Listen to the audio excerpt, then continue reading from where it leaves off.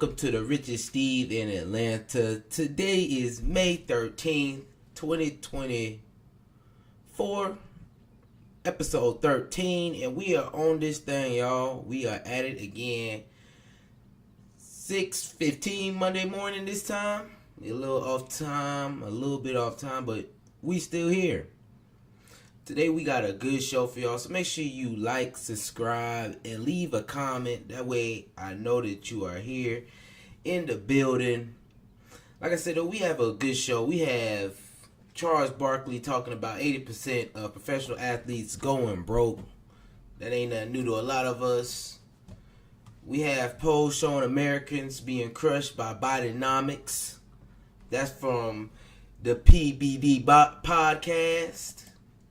And then we're going to end this show on off with how to get ahead of 99% of people financially. So, a very money-heavy show today. Very money-heavy show, but we all for the money. Richest Steve in Atlanta, you feel me? So, we own that. Yeah, but y'all, episode 13, I'm feeling good. This morning. Like I said, we got a little late start, but we getting straight into it. So if you here, make sure you leave a like, subscribe, and leave a comment.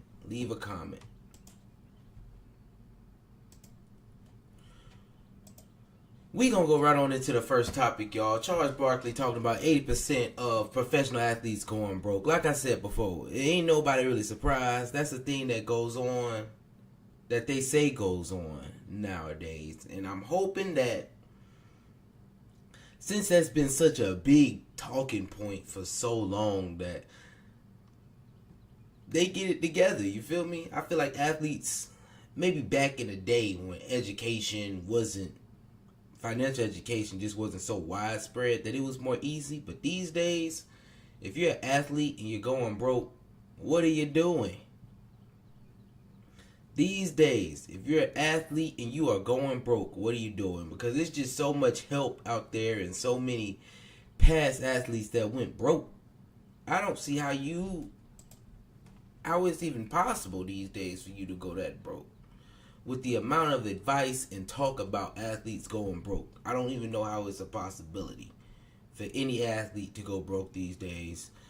But hey, Charles Barkley is going to tell us why 80% of professional athletes are going broke, and you probably will see some of them, struggling in the future. Let's go on ahead and get right into it. But I tell these guys, Shannon, when I first was an idiot, when I got my money, I had like 3 or 4 cars. And Dr. J says, how many of those cars can you drive at the same time? I said, what do you mean? He says, how many of those cars you got to drive at the same time? I says, 1. He says, well, why you got 4? He said, Chuck, this money got to last you for the rest of your life. He says, this money got to last you the rest of your life. Sure do. He says, son, don't waste all your money on cars. Everybody know who you are. Wow. He said, if you pull up in a Kia, they know, oh, that's Charles Barkley. You pull up in a Mercedes-Benz or a Rolls-Royce, that's Charles Barkley. But the problem is that money, it's not the fact that you can't afford that car. Right. It's the fact that $300,000 you spent on that Bentley, if you bought a car for $70,000, $80,000, you would have had $200,000 more in the bank, and it would have been growing, and then 1 year, 3 years, 5 years, 20 years, that $200,000 is going to be worth a lot more. The question is, Charles, is that and I tell young people, you can afford that car right now at 20. Will you be able to afford that car at 60? Yeah, that's the key. There's a 40-year gap in there. Yeah. But see, the young guys, they think, like, I always tell them, I say, yo, man, we know stuff. I ain't trying to hate on no young guy. But I'm trying to, because I don't want you to be on that list. What list is that? 80% of professional athletes go broke. I don't want. Hey, he said it. That's that list. 80% of professional athletes go broke. And he said why though already. Because you want to spend your money on 3 cars when all you need is 1.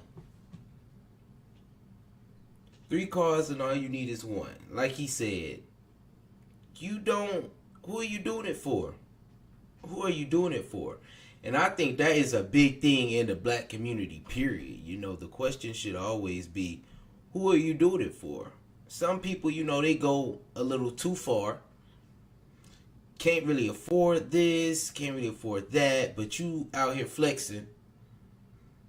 And the same thing in club culture. You really can't do it, but you out here flexing, buying all these bottles and stuff when you know you can't afford it. But it looked good. It looked good to the public. You feel me? It looked good when you put it on social media. So that is definitely something that needs to be talked about. You are still going to be who you are with or without most of the material items that you have. And that's the biggest thing. I think that's why it just doesn't apply to athletes. That can apply to anybody. It can apply to anybody. I know for sure that it can affect anybody, because material things are always just superficial. I am the same Steve that I was when I had that Nissan Sentra that broke down on me as the same Steve who has this GR80 86. So I would have been the same Steve if I got a Honda Civic from 2011, a 2011 Honda Civic. I would have been the same Steve.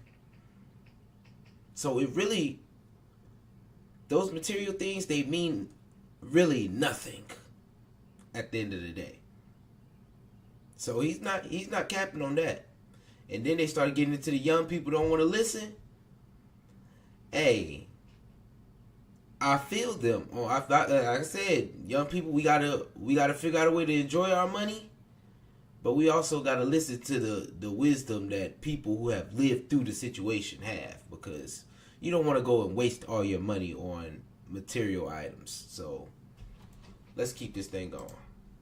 I want you on that fucking list. Where are they now? Yeah, well, like, yo, this money, you're 20. Mm-hmm. When you're 55, how much money you gonna have left? Mm-hmm. That's the key. Especially living life. If you're living a lifestyle right now, don't you want to live that lifestyle for the rest of your life? I mean, I don't want to be poor. I've been poor. Hey, I know what it's like to eat raccoon, possum, sardines, Vienna sausages, pig ears, pigtails, pig feet. I don't want to eat that no more, Chuck, unless I want to. I don't want to have to eat it out of necessity. Hey, well, listen, I gotta have my pig feet. You still eat pig feet? I do. Oh yeah, I do. I got pig feet. I get them. I go to a great soul food place here called K&K. Okay. I get me some pig ears, not pig ears, pig feet. Yeah. I gotta have my neck bones. You see, I love some neck bones. I love oxtails. Oxtails. That's their specialty. I love me some oxtails. Yeah, man. See? You got to get some yams. You got to get some collards. I mean, but when I like I say, I know they come on now. We ain't got to eat a lot of that stuff no more, y'all. We do not have to eat a lot of that stuff no more. Chitlins, pig ears, pig feet, pig bladder, whatever the heck you eating that you know we ain't got to eat no more. We don't need to be eating no more. That is hex no. Hex no. I tried chitlins one time. I said never again. Seeing pig ears, pig feet. Come on, y'all. We do not have to eat that no more. And I don't even think that stuff is really that cheap, if you ask me. You know, it's done turned into more of delicacy. You know, people say this is a delicacy, and it's nasty to me. I ain't doing it. I will not do it. We do not have to eat that no more. I started, and I tell them, I said, yo, man, I've been in your situation. I wasted money on cars. Mm-hmm. And then you're like, oh, man. Because when you waste money on cars, you're really just trying to impress other people. Correct. That's what you're doing. That's like, when I used to have nice cars, they said, what kind of rims you going to put on it? I said, what do you mean? They're like, put some rims on it. I said, so if I put rims on it, I'm really trying to impress other people, because I actually can't see the rims when I'm in the car. That's what I tell him. I said, I can't see the rims when I'm in the car. Right. So that's what Doc said. He said, so you're really trying to impress other people. Right. You don't have to impress people. They already know who the hell you are. Is it because, Charles, a lot of us come from single family homes, Yeah. we didn't have anything, and this is the first opportunity?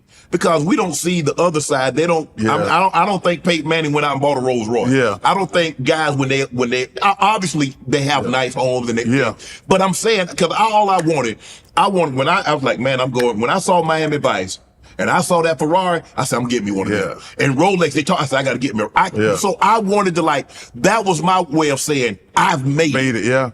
And Herm Edwards, who's somebody I really like and admire, he says, you can have one car. You don't need 5. You don't need a bunch of houses. No. He says, I live by the one model.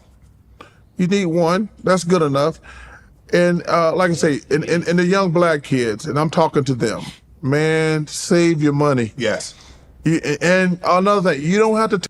He's not lying. He's not lying when he say save your money. It's not about how much money you can spend. It's about how much money you can save. That way it grows. Not save and put in a bank, but save and invest. That way it can grow. They not lying.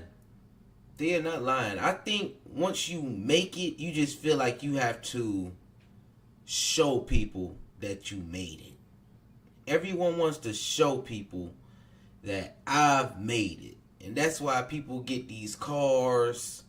People even get houses that they can't afford. Just to show that I've made it.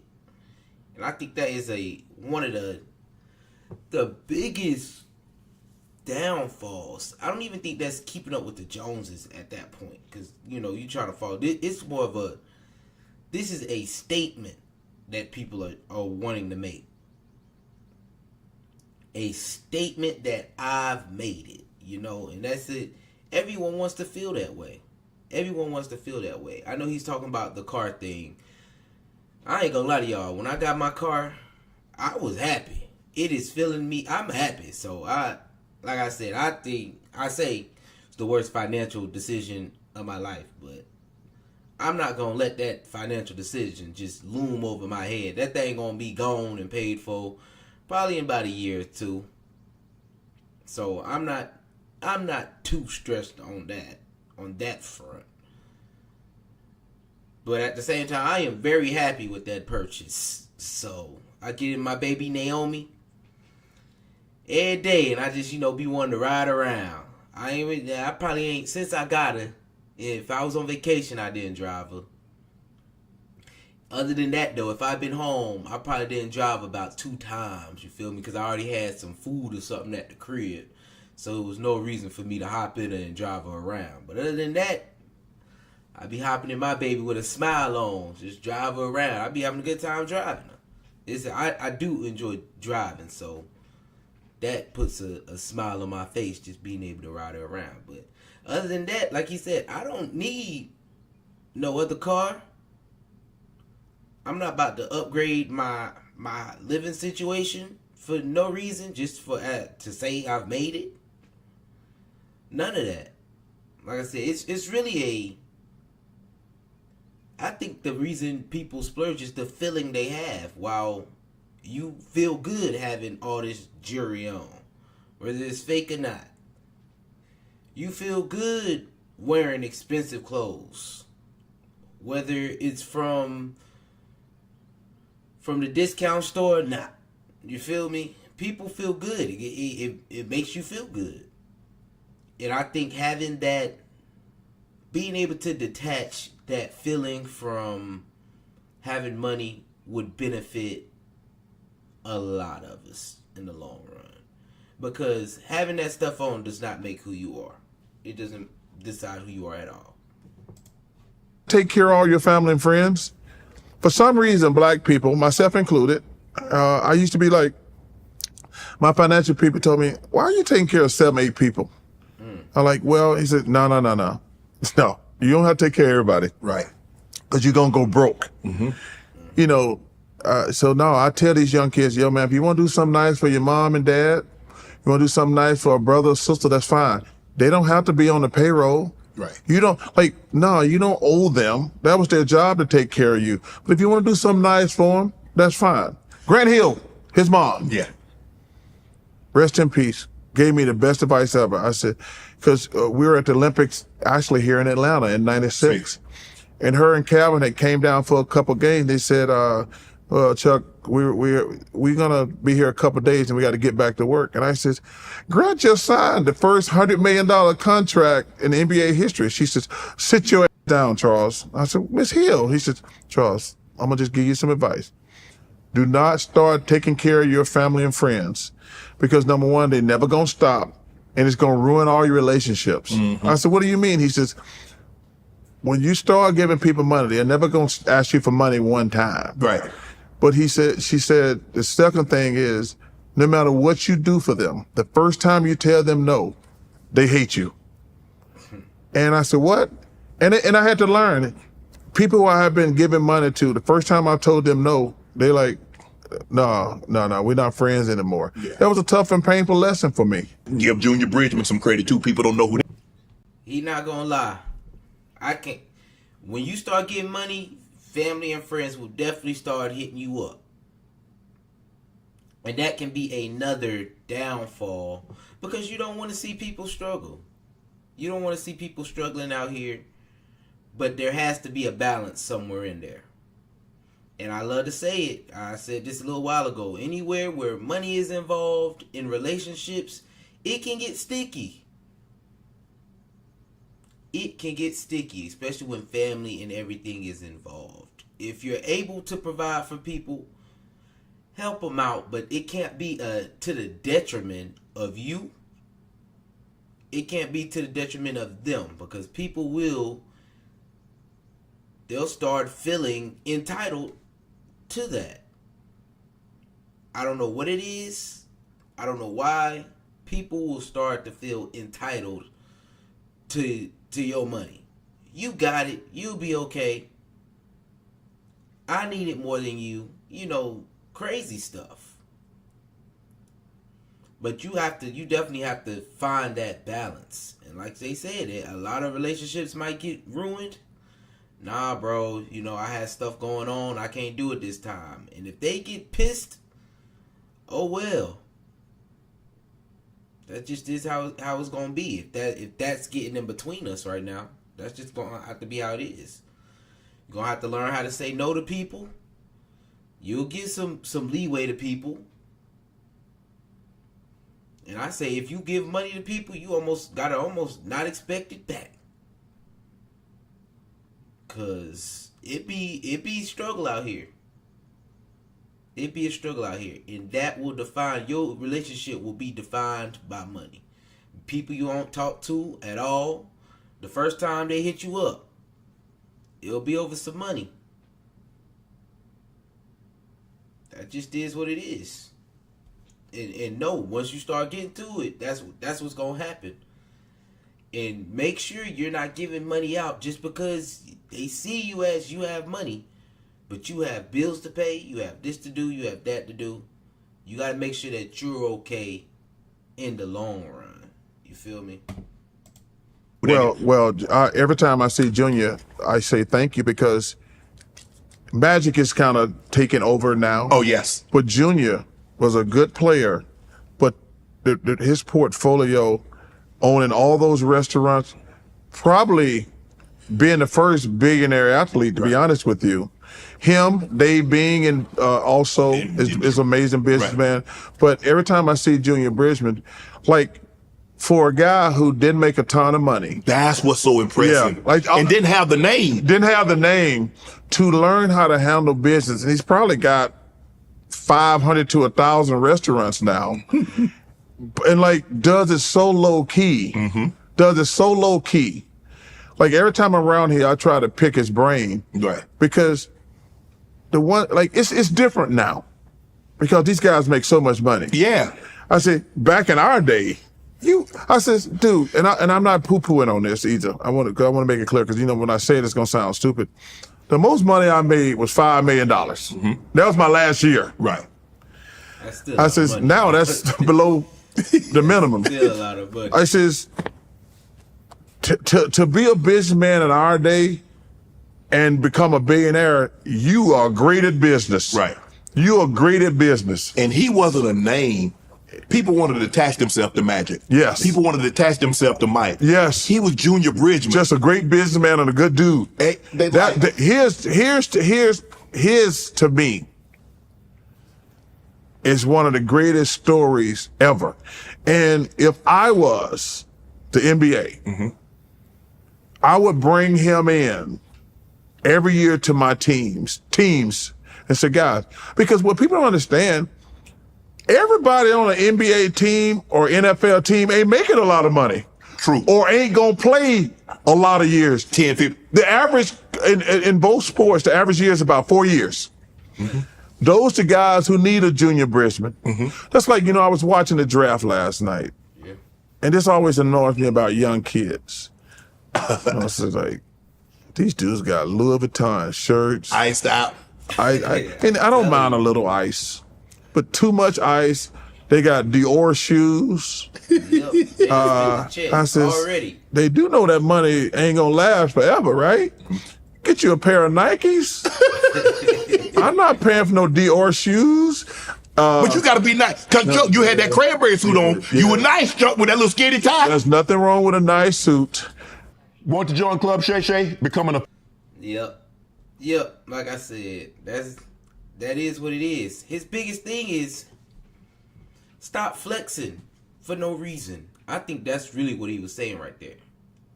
You flexing for no reason. You going too far in your flex. Ain't nothing wrong with having this nice thing, that nice thing. But when you over iced out, you got the most expensive shoes on in the building. You super flexing on them. And you ain't even, well, they getting to the money now. Let's not get it wrong. That's what I'm saying. How can you be an athlete these days and really go broke? You've really been making money now since you were in college. Like, you've been making money. Before you get to that league, you've been making money already. So it's like you still gonna probably have those same deals. He said that was $5 million. Now that's under the minimum. So I don't understand how you going broke at this point. Honestly, they be making some bag. Yes, it has to last you a long time, but there are plenty of examples now of people who tell you how to use your money. Like, I feel like back in the day, it was rare people who told them, you need, this money has to last. You're only making $5 million in your last year and things like that. But nowadays, there's no way. With all the education and stuff that's available, I don't see them going broke. You've been making money since you were, probably in high school, some of them. Let's be real. Probably in high school. So it's like, I don't even see athletes, a lot of them, going broke anymore. But there's something that we all can take from this. And that literally is what I'm saying. Who are you doing it for? The materialism and the oversplurging is what is affecting the black community the most. And it's like, it's stuff we don't got to do. We don't got to do. So take something from this and move on with that, y'all. Take something from it and move on. And my biggest thing is the super flexing in the community has got to stop. If you with me, make sure you like, subscribe, and leave a comment. We are here. It's 6:40. And we're going to move right on into the next topic of Bidenomics, y'all. Polls show that Americans are being crushed by Bidenomics. How do y'all feel about that? Because like I say all the time, I don't think what's on paper is cool. A lot of people, they say unemployment is down. It's down. Living expenses is down, all that stuff. And y'all know what I say. It's not what's on paper. I think it's how I feel about it. Like, how I feel about the money I'm spending. And I know this year my raise was not over inflation. I didn't beat inflation on my raise this year by like 1 point. You feel me? So it's like I can feel it a little bit. it ain't that. I don't think it affect me too much. But when I go to that store and I get me a bag and I get me a cart of groceries, the only reason that I know that prices have went up is literally because of my budget. Like, in my budget, I used to be like, okay, I'm gonna spend $200 to get groceries. Now when I go to the store and one trip costs me $100 for the week, I get to look at like, hold on. What's going on? I done spent a little bit. And you know, of course, my groceries, I do count like cleaning supplies and all that inside of there. So not all of my runs are $100.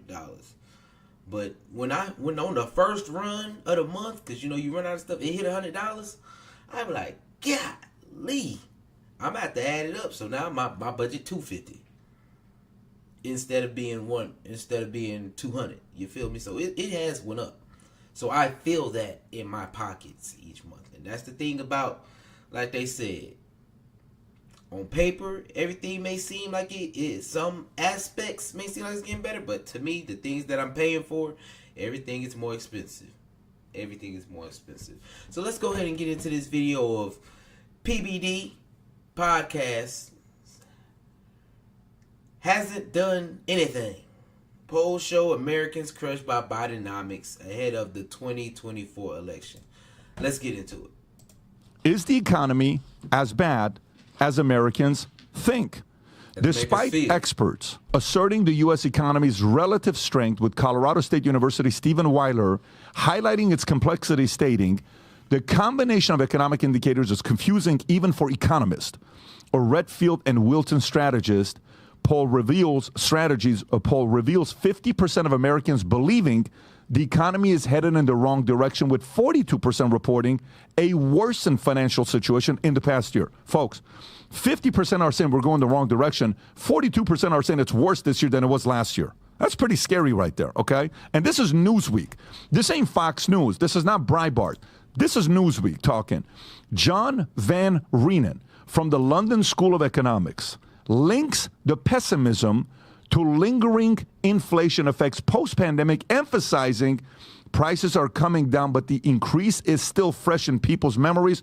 Notably, 59% of respondents in the same poll deemed the economy the most critical issue, signaling the significance in the upcoming election. Economically, while inflation persists, March saw a stronger than expected 3.5% rise, contributing to public unease. However, the labor market remains resilient, with March witnessing 303,000 job increase and unemployment dipping to 3.8%.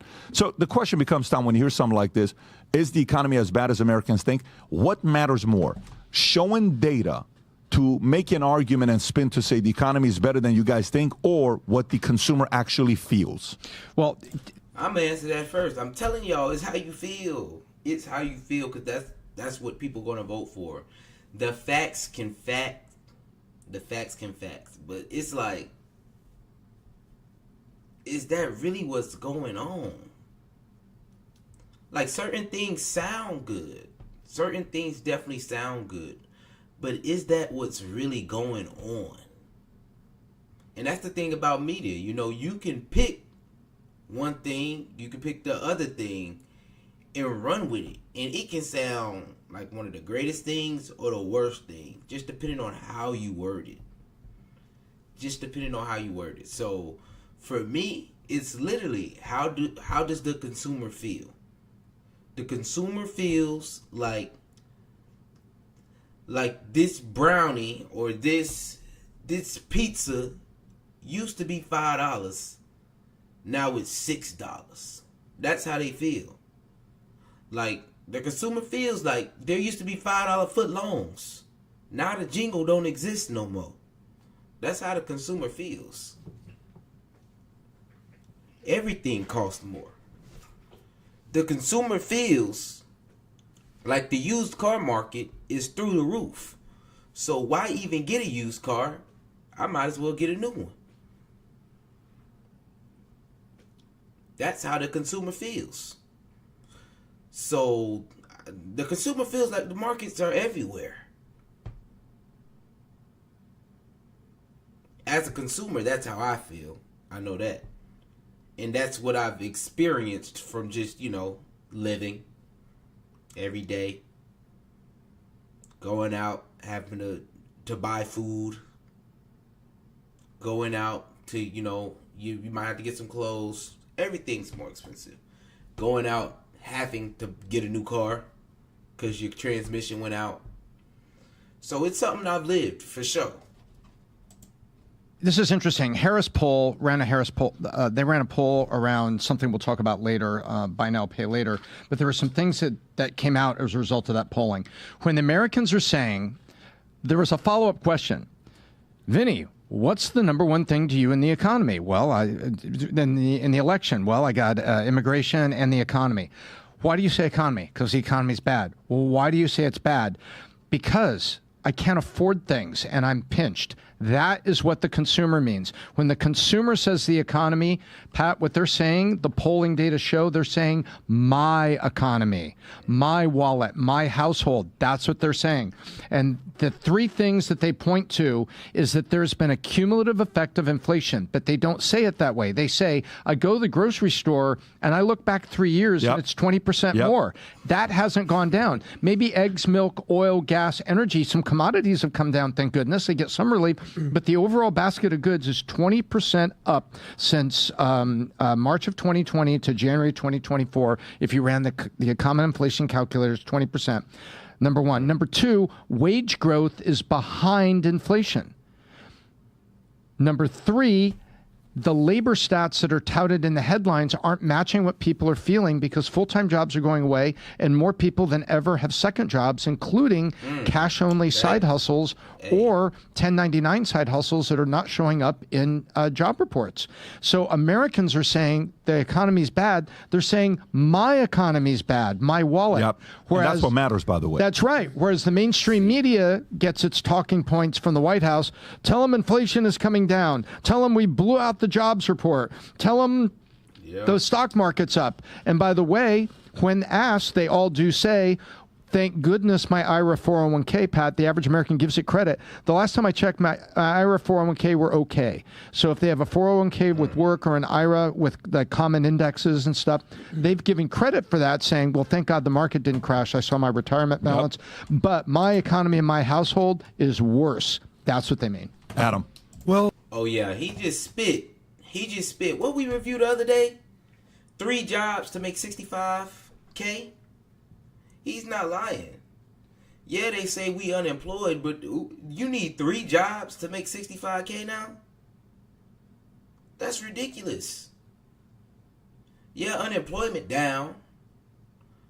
But we just reviewed the other week. You need 3 jobs to make $65K. So, yeah, unemployment might be down, but don't nobody want to work no 3 jobs to make $65K. More than ever, people are having to get a second job, for sure. Because one job, it isn't cutting it. It isn't cutting it. It's tough out here, y'all. It is tough out here. He not lying. It's literally, my pockets are pinched. That's how people feeling out here. My pockets are pinched. And I will blame some of it on, a lot of people are over leveraged of all get out. All get out. People just over leveraged. You got too many items. You got too much. You got too much of everything. So you can easily downsize a lot of that stuff and you will feel better about the economy. I think that's what a lot of people need to speak on. Living below your means. It's a lot of things that would ease the way that people feel about it. Because I'm not going to lie. I see prices going up, but it just doesn't affect me as much because I feel like I'm a little bit more responsible with my money, and the things that a lot of people just spend their money on, I don't spend my money on. So it doesn't affect me as much. But yes, I see these prices going up. Yes, when I go to the grocery store, the prices have went up. So that's definitely something that we all realize and we all have felt. So that's just what it is. Well, look, you kind of did what I typically do, which is more of a personal finance perspective. I'm going to do what you typically do and give more of a macro perspective. I'll say this. Bidenomics has not helped the American people.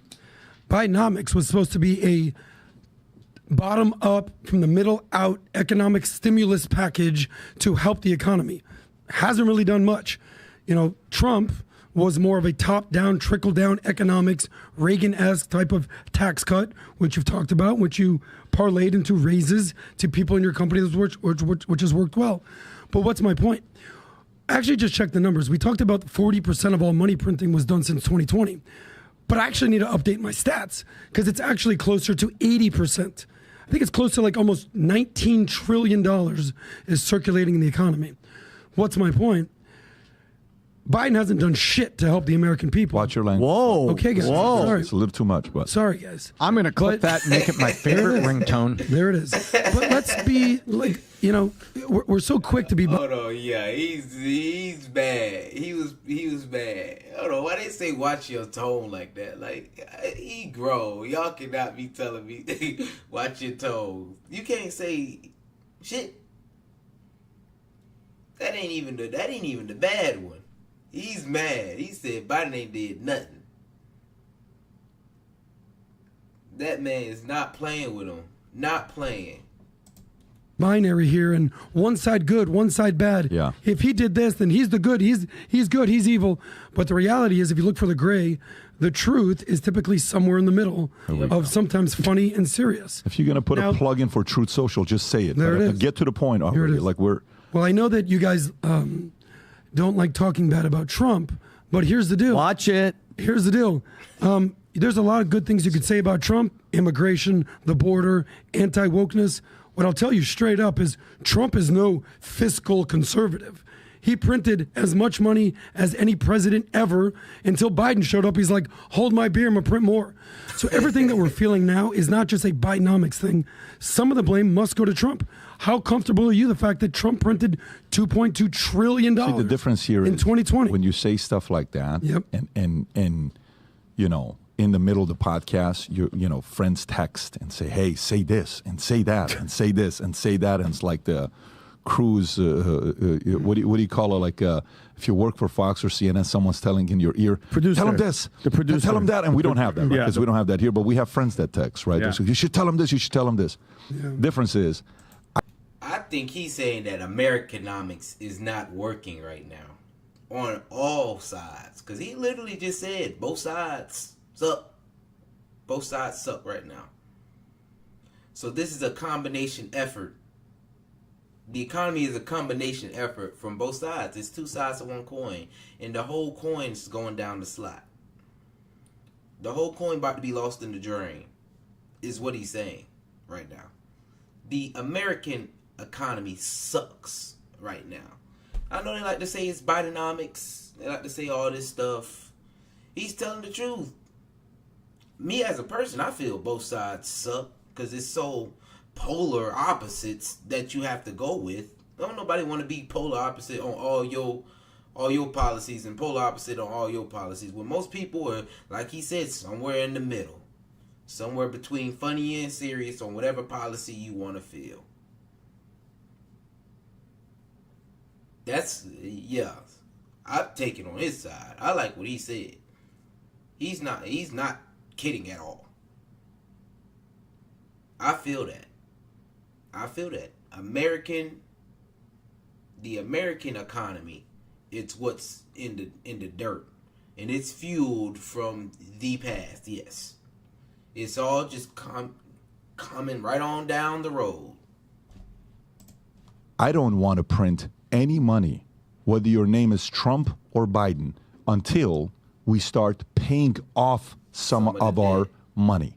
Mm-hmm. I'm about firing people that don't need a government job, that should go make it in the free market, which is super hard.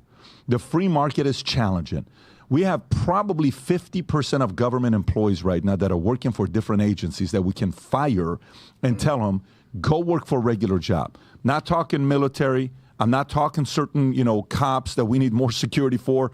And the last thing we need to do is firing cops. We need to actually ask cops to please keep your job and recruit more cops to keep their jobs. Every time I see a cop that's out there, I used to only do it with military servicemen. Now if I see a cop, I stop and I say, do you realize how important your job is? I want to say thank you to you because your job matters. Thank you for putting your life on the line.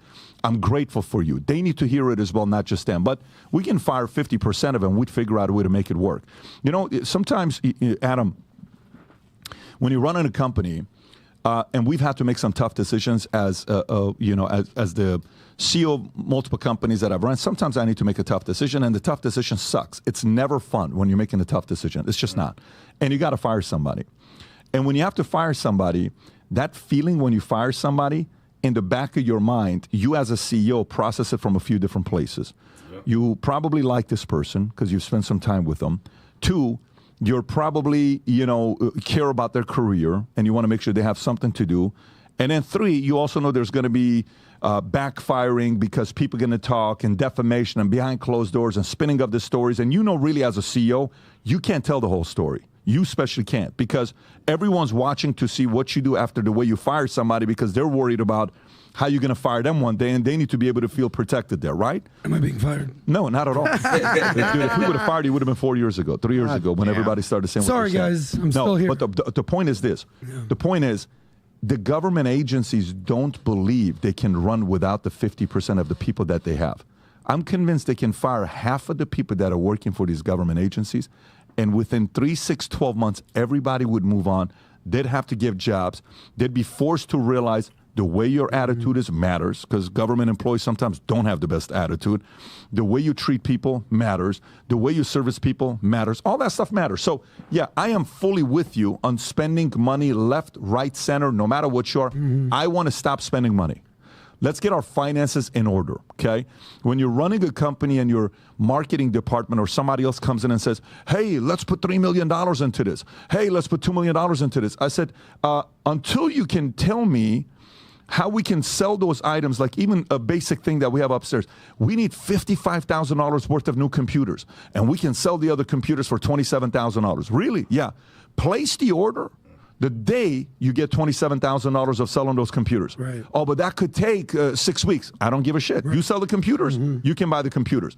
But you know how the government rolls? Forget about selling it, buy it anyways. And who's paying for that? We're paying for that. That way of spending money, there is no accountability in there, and you're right. And I don't think it's a left thing. I think it's a left, right, center thing. I fully agree. And I'm going to tell y'all the truth. The body follows the head every single time. The way that the government is the way that the American people are. The government's over-leveraged. The American people are over-leveraged. It's literally, all of America is going down horribly right now because the government's over-leveraged. The American people are over-leveraged. It's literally just the body following the head everywhere. And I think that's really the problem right now. That is truly what the problem is, especially for the American people, is they're just following their leadership. You're just following your leadership. Don't have any, they don't want to educate you on anything else. They're going to spend a whole bunch of money on a whole bunch of stuff. Some of it matters, yes. Some of it can be, dialed back a little bit. Some of it can be dialed back a little bit. But literally, the government is over-leveraged, and you're over-leveraged at home. Because that's not what's important to the head. That's not what is important to leadership. So America's in $1 trillion of debt, and you personally, you're in $1,000 of debt. Everybody's just in debt. Everybody's going downhill. Everyone's over-leveraged. It just is what it is. And that's what the economy is right now. Spending money on things that you can't afford. And what the government gonna do, just tax you on the back end. If you okay with being in debt, swimming in debt, you know, barely being able to stay afloat. The government, just know they are as well. They just gonna go print more money. They just gonna print it out of thin air. You feel me? We just gonna create more. It's okay.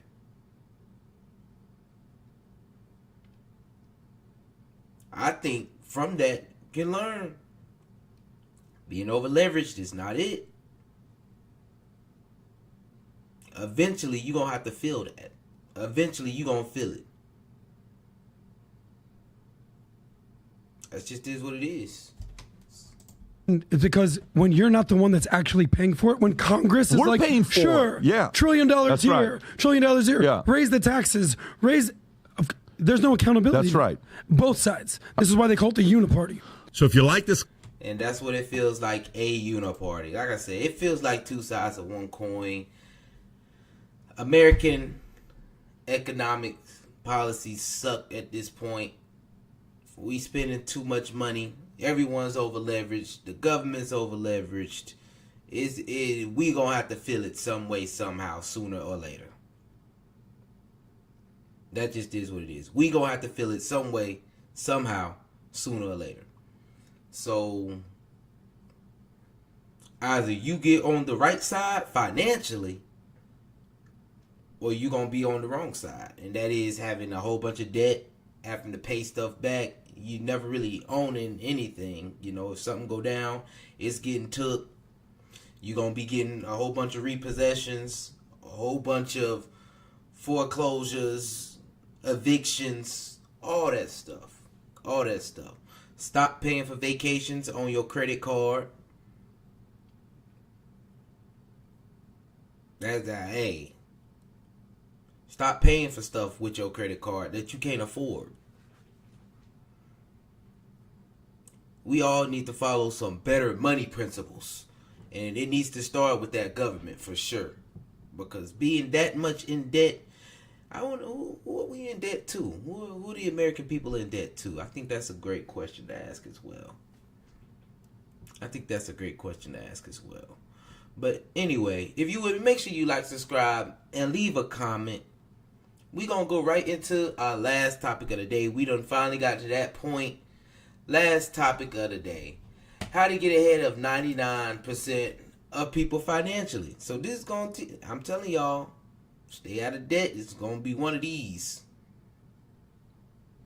This is by Gabe Book. How to get ahead of 99% of people financially. And I can already tell y'all, you know, get out of debt.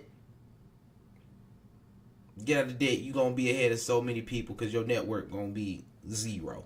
There's so many people whose net worth is negative. Mine negative. But it's climbing up to zero. So I am happy about that. I'm very happy about that. Let's go ahead and get into it. Less than 1% of Americans can afford to retire before the age of 50. Now, there's actually a super simple way to beat this statistic. However, simple certainly does not mean easy. In order to get ahead of 99% of people financially, you have to break free from this system that is literally designed to keep you working. And following these 7 principles will put you in the 1%. Wealth begins in our minds and ends in our behavior. Because alright, so that's the first one. Wealth starts in our mind. Wealth begins in our mind and ends in our behavior. First one. Let's get into it. Our minds and ends in our behavior. Because our minds are programmed with beliefs that impact our behavior. The system that we are taught in America is to spend everything that you make. Actually, it's to spend more than everything that you make. Because you need the new car. You won't be successful without that degree. Banks are just dying to lend you money to make all of your dreams come true. And this dream traps you in a cycle of debt. I know that not all debt is bad debt, but I would definitely say that most of it is. You find yourself neck deep in credit card debt, student loans, car payments. The first step before you do anything else has to be to dig yourself out of that hole. And honestly, like, the faster the better. You really need to go all in. You also have to believe that you can actually win. If someone Okay, so number one was it begins in the mind and it ends in your behaviors. This is the biggest thing that it hits everyone. It has to begin in your mind. So the first thing is you have to change the way that you think about money. You have to change the way that you interact with money after that. You start usually with your books. You're learning these things. You're learning with them. That's where you start. That's where your mind begins to change about money. But it has to end in your behaviors. So you have to begin implementing these things into your everyday life. You have to change those. You have to create those systems so that things just start. The gears just turn automatically without you. And that's how you change your behavior with these things. But the most important thing is you have to start with your mind. The way you think about money has to change. You have to think about getting out of debt. You have to get the financial literacy to be able to have a credit card, to know how to budget. All those things and above. And then you have to put those things into action because it ends with your behavior. So actually creating your budget, actually sticking to your budget, actually checking your finances every day, actually paying off your debt. You actually have to start putting these things into action. And once you start doing that, things become it becomes easier for you down the road with all these things. Someone believes that they have cancer, they cannot help but dwell on the fact that they are dying. But on the other hand, if they're told that they don't actually have cancer and what they have is actually curable, they have a whole new sense of hope for their future. The cure for a bad mindset is to replace it with a good one. And the same is really true with money. If you believe that everything is rigged against you, the government and your boss and your job and everything else, then you're always going to struggle because you believe you will. I'm here to tell you that it can be done. No matter your situation, you don't need to earn like the top 1%. I was able to leave my day job like 4 years ago and have an incredible amount of freedom without ever earning all that much money because I knew that there was a path that if I followed would give me freedom, and it did. Educate yourself because okay, so number 2 was believe in yourself. So he kind of just hit the first one and then he went back and added them. It seems like he's adding them in because number 3 is educate yourself. So number 2 is believe in yourself. In this economy, you see, let me go even more personally. When I had student loan debt, I literally seen, okay, it's going to take me 3 years to pay this off at the rate that I'm paying it off. And in that time, while paying it off, I will get increases in my salary, this, that, and this will go here, that'll go there. But it is literally believing that you can do it. Because when you look at that picture, I had like $30,000. It's like, dang, I will never pay that off. That's 3 years of my life. Is it even worth it? But believing in yourself will be what encourages you to get it done. And also, when you start having smaller financial successes, it helps you believe in yourself because you see that you can do it. You know, sometimes seeing is believing. Sometimes seeing is believing, and that's where the snowball method comes in. And the avalanche method later on, but snowball method is seeing and believing because you see, I can pay off this debt. I've paid off my smallest debt. It's gone. Holy, oh snap. It is possible.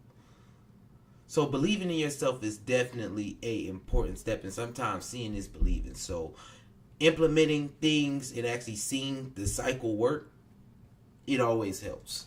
And then we're going into number 3, which is educate yourself. Let's see. Because every decision that you make has consequences. Most people make these decisions on impulse because, well, that's what everybody else my age is doing. And that's honestly not a great reason to do anything, especially with your money. Because when 78% of people are living paycheck to paycheck, you can just assume that everybody that you know is doing the wrong thing and you should do the opposite of what everybody else is doing. It's not good.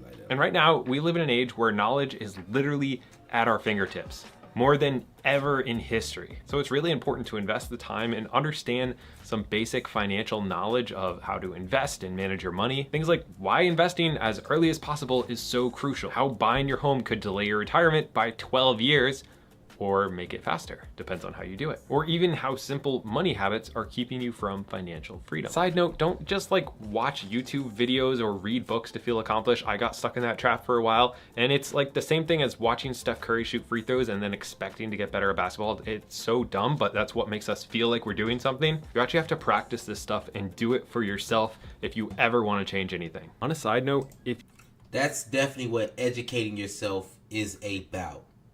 Educating yourself is about getting that book and reading it, but then applying what you got from that into your life. I always love to take about one thing from a book and apply it, because you can't really do a lot more than that. I'm telling you, usually if you're reading a lot of books, when I was reading a book every single day, it's literally like, okay, let me apply one thing and get those gears turned on that, and then go on from there. That way, if I read the book again, I already believe in that 1% a day, you feel me? So now I'm going to get something else from the book the next time. I always just try to take one thing from that and apply it.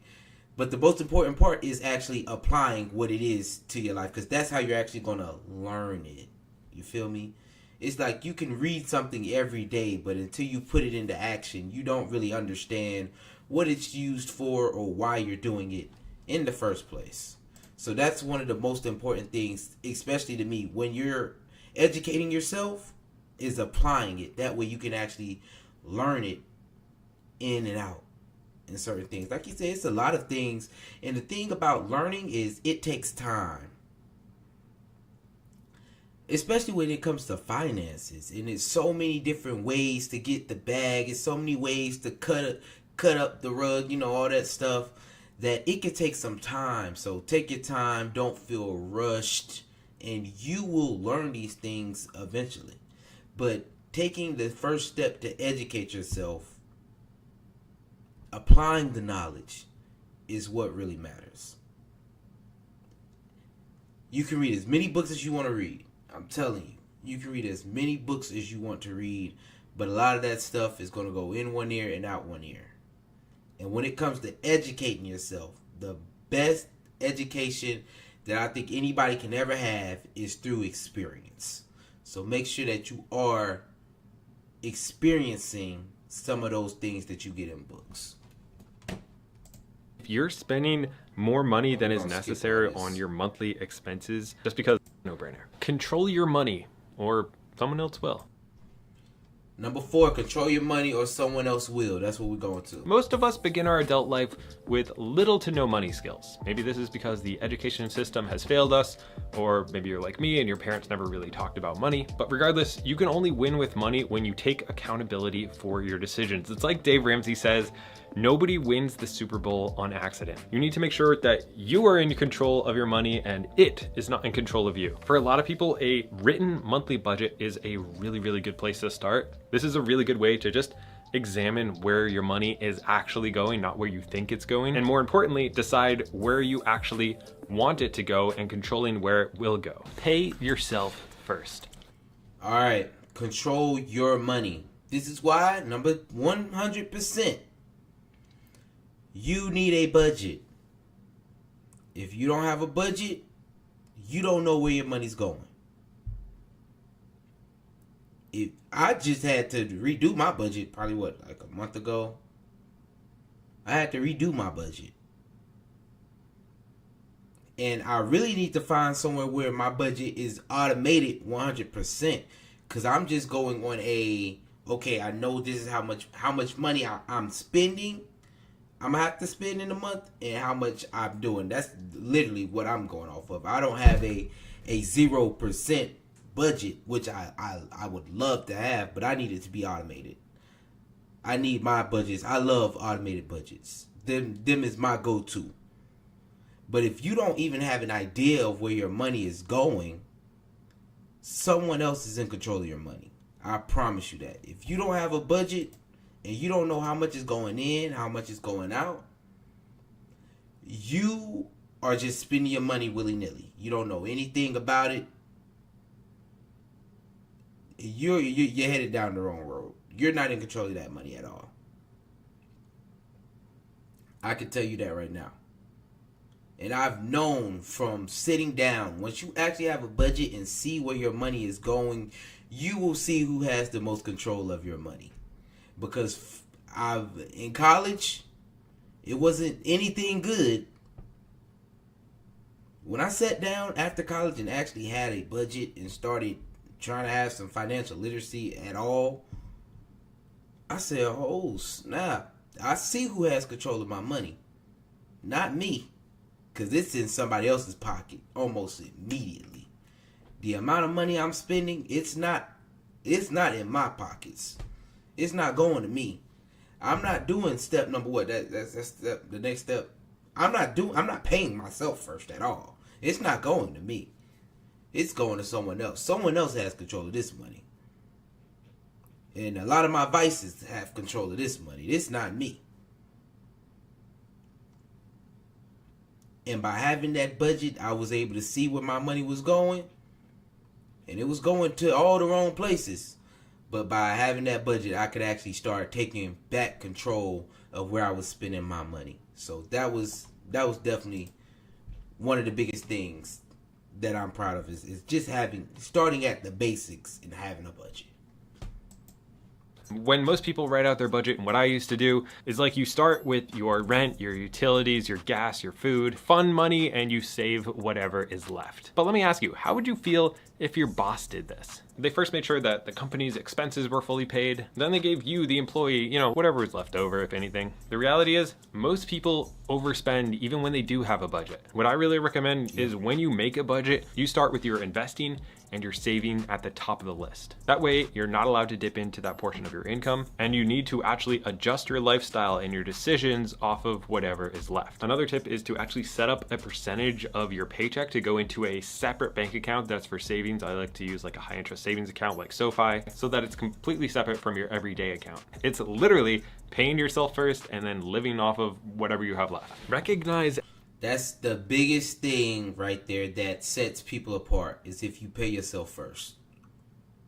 Again, that's the biggest thing that separates people, is if you pay yourself first. Where's the first percent of money that goes out to when you get a check? To a lot of people, it's to your barber, it's to pay your rent, it's to pay your light bill. It goes to your shoe guy. It goes to your clothes guy. It goes to your jeweler. It go to Carnival for a cruise. It goes to Delta for a flight. It go to your hotel. It go to your Airbnb. None of those, and for some of y'all, it go to the liquor store. For some of y'all, it go to your drug man. When are you going to put yourself first? When are you finally going to be able to say the first part of my money, of my check, it goes to paying me first? It goes to this asset. The first part of my money, it go to this asset. It go to that asset. Instead of it go to the liquor store. Because it's Friday. It's Friday. It's going to go to the drug man. Because it's Friday. When are you going to finally be able to say, this go to my 401k? That's the first part that go out. This first part go to me paying off my debt. This first part goes to me paying this asset. This first part goes into this business account for my future endeavors. Pay yourself first. And from the richest man in Babylon, they say 10%. I'm at 25%, y'all. 25% of my check goes to paying myself first.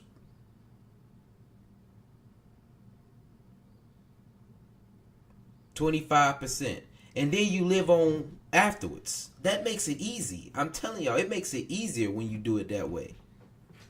When you spend all your money on other stuff and then you try to save and invest on the back end, it's way more difficult because you set up a lifestyle that you can't afford. When you take out 25% on the front end and you're not even looking at it, You live off that 75% much easier than having a 100% bucket going to spend it on everything else. So you live in a lifestyle of 100% and then you try to put off some at the end. No, do it the other way around. Take your 25% bucket and give it to yourself first, and then you live off that other 75% way more easy.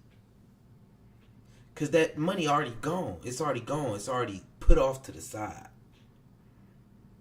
That's why I say people who pay yourself first, it sets you apart from other people almost instantly. Almost instantly, you start living different from how everyone else is living.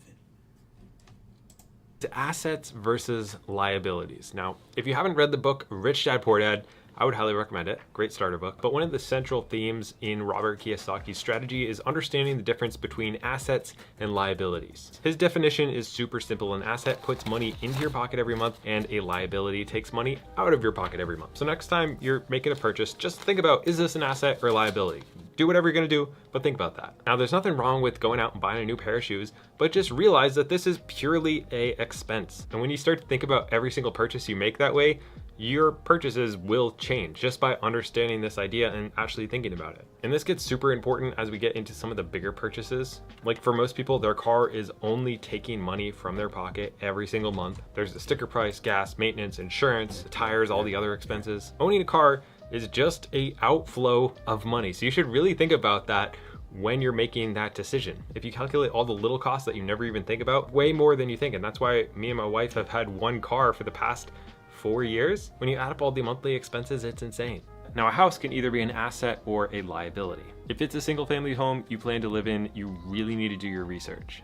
Like, what type of returns do you think you can get on the property? Is the neighborhood improving or is it declining? Of course, there's gonna be maintenance. I just spent $7,000 last week replacing a fence that was falling down. So you need to calculate in the long term, is this going to make me money? Because with what you're paying in interest to the bank, it's probably gonna be like double the price anyways. And that's why something that I've been doing for the past 6 years is something called house hacking, where I buy multifamilies, I live in one unit, I rent the other ones out. The rents from those units cover all of the mortgage, taxes, and insurance, allowing me to live for free.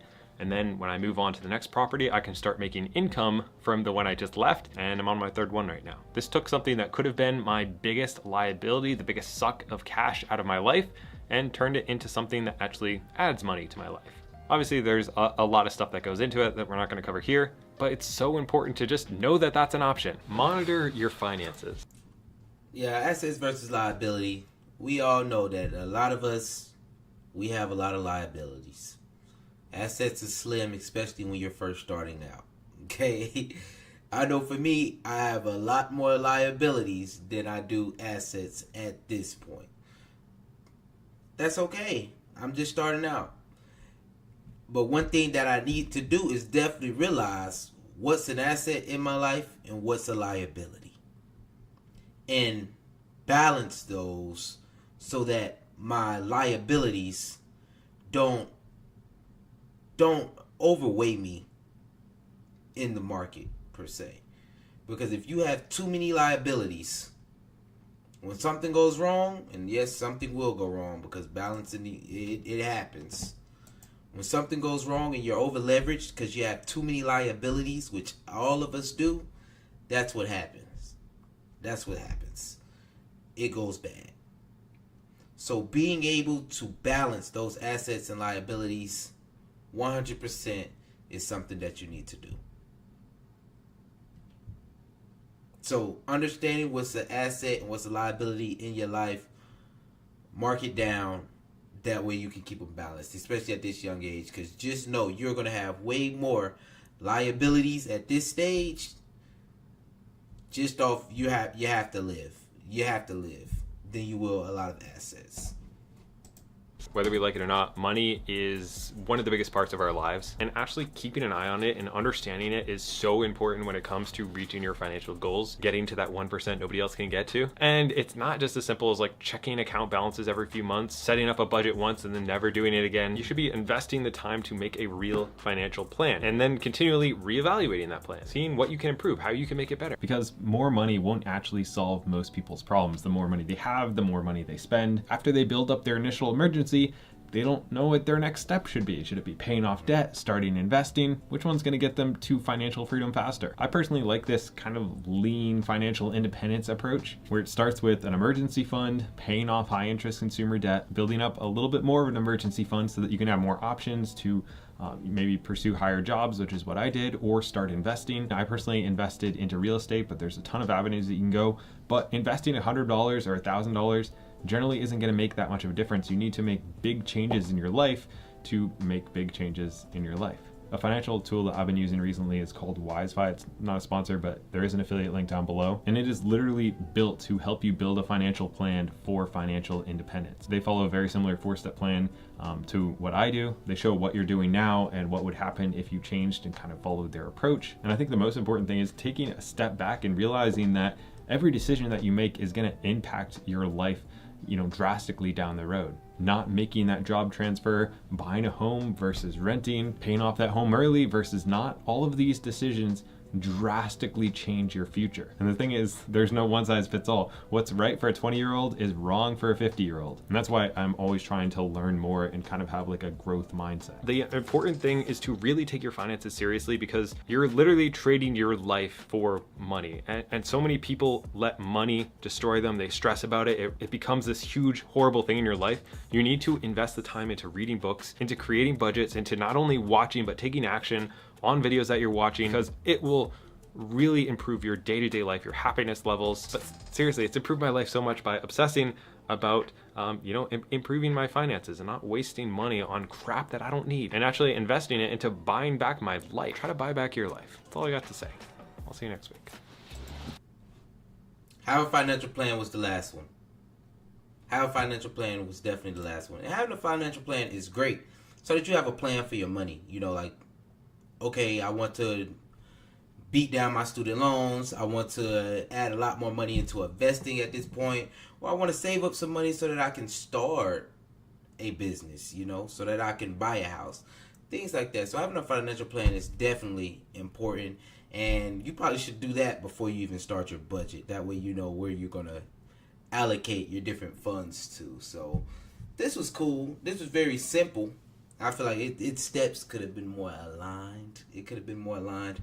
But other than that, this is the basic 1, 2, 3s of getting your mind right and where to start with your money, which is something that we all need. We all can take from that the basic 1, 2, 3s of your money, where to spend it, how to spend it, things like that, how to think about money. It all works. It all works.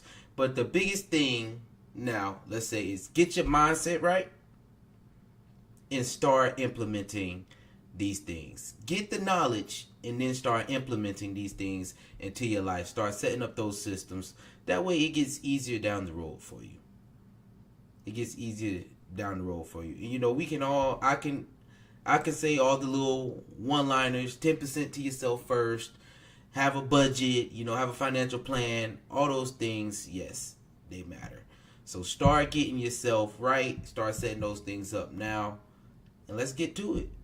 Man, if you with us, make sure you like, subscribe, and leave a comment on your way out the door. Another great episode, y'all. And we're going to keep this consistency going, because consistency is key. We're going to be right back at you next Monday. Same time. Y'all know how it is. Thank y'all for tapping in. I appreciate y'all for tuning in. Peace, love, and riches. I'm out.